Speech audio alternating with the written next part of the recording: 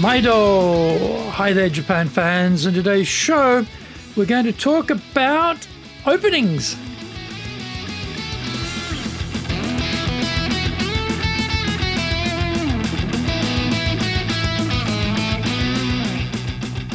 Present, master shimashou.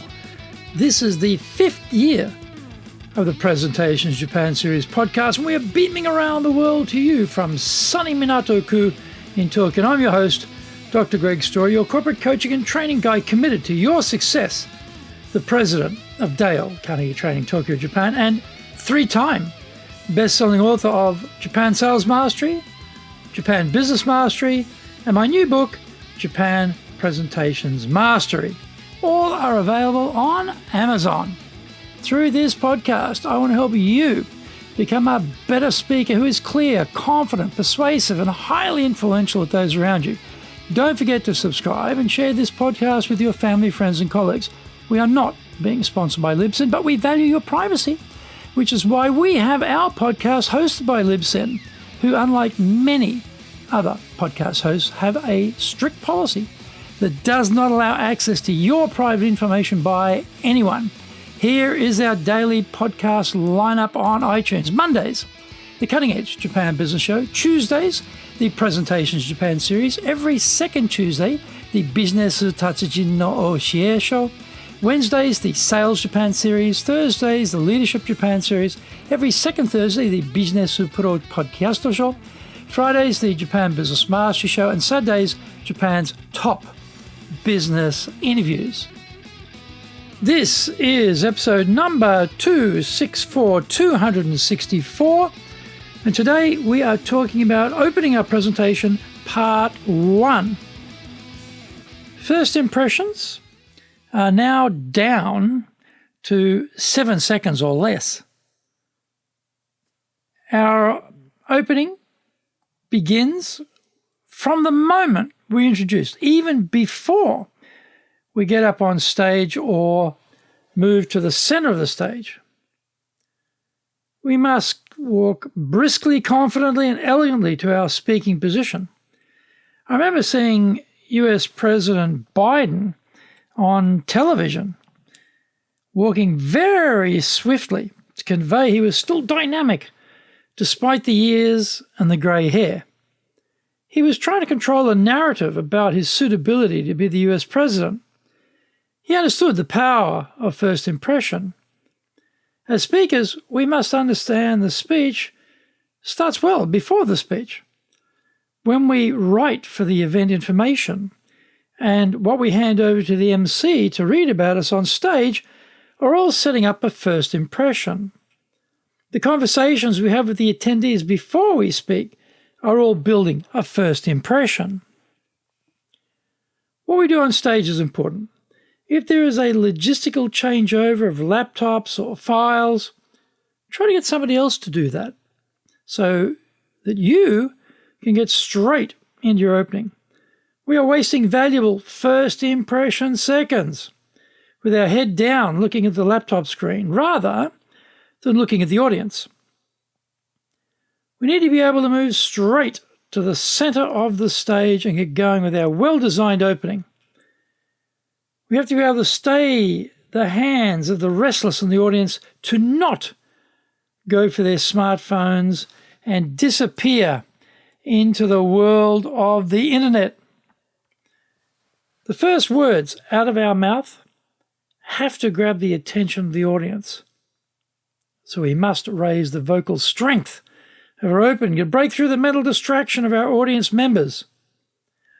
We should walk to center stage and then purposely pause slightly before we begin.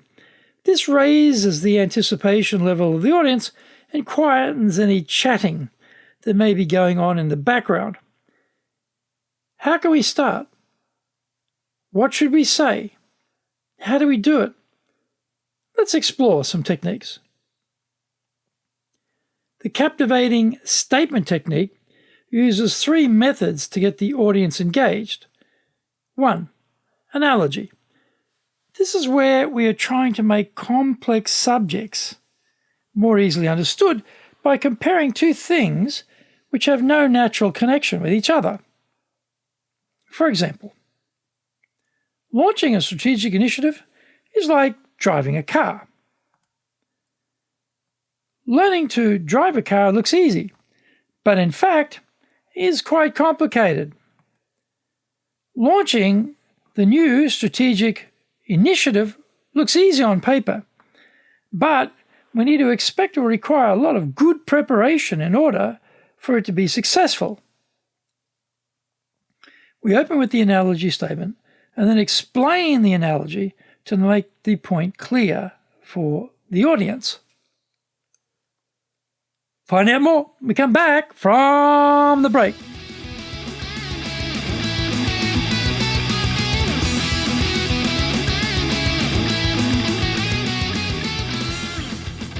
Our show today is brought to you by our public programs, but we also do custom-made in-house classes. Now, we do them in our super safe classroom, we do them live online, and we do them in Japanese, and we do them in English. Today's show is being sponsored by, on the 25th of November, in our professional leadership series, we'll be doing vision, mission and values. On the 2nd of December, in our professional leadership series, we're doing the innovation process. On the 7th and 8th of December, we're doing high impact presentations in Japanese. On the 9th, we're doing professional leadership, solving problems and making decisions. On the 14th of December, we are doing the course preview. And on the 16th, we, again in our professional leadership series, are doing the planning process. Check out our website at www.dale-carnegie, carnegie.co.jp.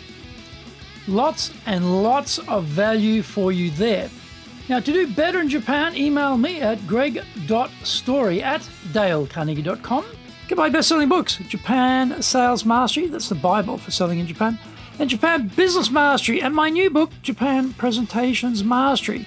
If you like learning by watching videos, there are over 1,000 there for you at Tokyo, Japan, Dale Carnegie TV on YouTube. We release 3 TV shows every week on YouTube. The Cutting Edge Japan Business Show, which is the premier business show in Japan, comes out Mondays. Fridays, the Japan Business Mastery Show, and Saturdays, Japan's top business interviews, where I interview leaders in Japan from SMEs all the way up to the corporate captains of industry on one topic, leading in Japan. Every second Thursday, we release the Business Pro Television Show. Don't forget, you can email me at greg.story@dalecarnegie.com.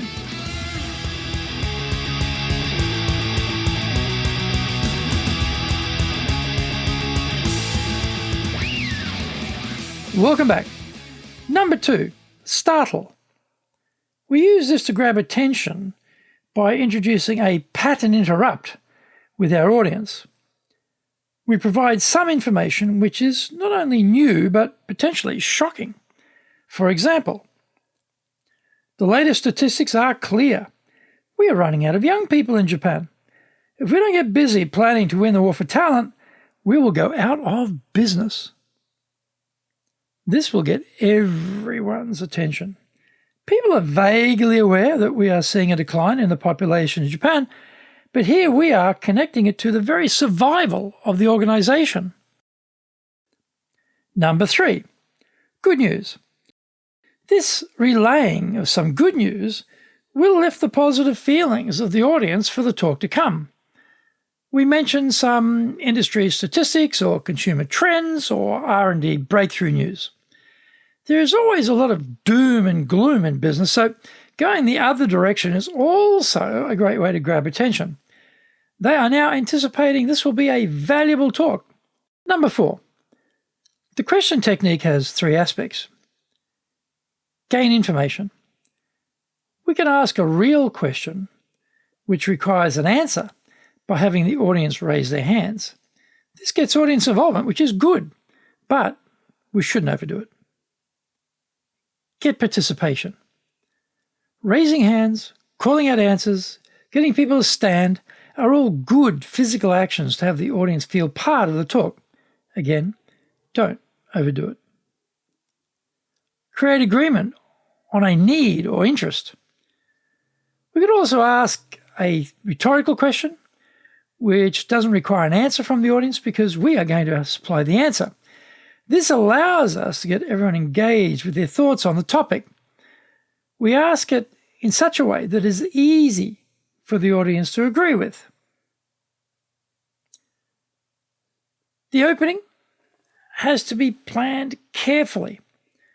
We've only one shot to make a good first impression, and this is where we do that. We will continue in the next episode with other techniques we can use to open up our talk.